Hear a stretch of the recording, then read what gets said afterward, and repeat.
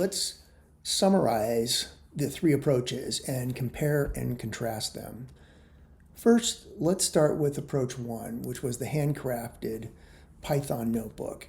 As you can see, I was able to analyze the data, get a deep understanding of the data by cleaning it, by charting it, by exploring the addition of new variables, the error variable, by looking at the distributions. And so this work did yield a lot of insight into the data set and led us to a conclusion that we were very comfortable with when we did the t-test means, which is down at the bottom of this particular notebook. However, it is quite a bit of work to put all of this together. And so in some cases that may be worth it. You may need a very customized or integrated output that fits into another process. At times, it may be worthwhile exploring the data to get a deep understanding of what the data are saying, how we can use them, how we can trust them, where we need to be careful. But undoubtedly, it's quite a bit of work. If we then pop over to ChatGPT, we can see that simply typing in this one prompt, we are able to produce a tremendous amount of analysis. In this case, I've loaded the clean data set in to save us watching it try to crunch through saving the file. And you can see with that clean data set, it immediately recognized the columns. It did some analysis of temperature averages by year. It plotted it. It did a linear regression. It then checked the slope, a very thorough analysis and well documented. But if I'm using the user interface, it's not integrated into the rest of my output. For I have to get all of this output somehow integrated into the rest of what I'm working on. These charts are nice, but they may not fit into the way that I am presenting my analysis, or they may not fit into the dashboards that I'm providing to my users. Now, the third way that we experimented with was creating an AI assistant using the OpenAI API. This did allow us to get the output into a Python notebook. It did provide us this guidance within the notebook of its approach. And so it's a very helpful way to get some input into the approach that should be taken to analyze a particular question. It produced some charts, and then it did some analysis.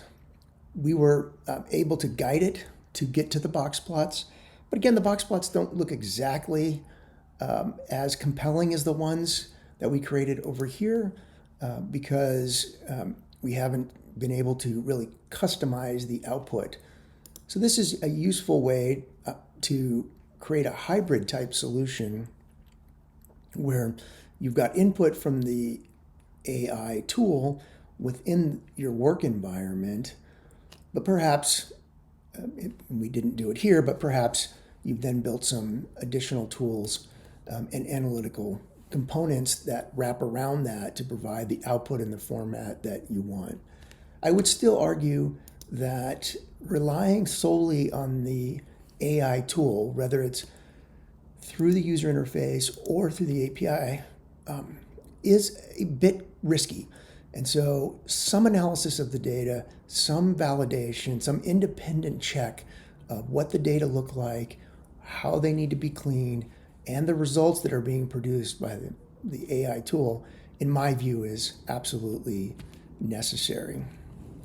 I think in terms of which approach to follow, it really depends on the use case and the need.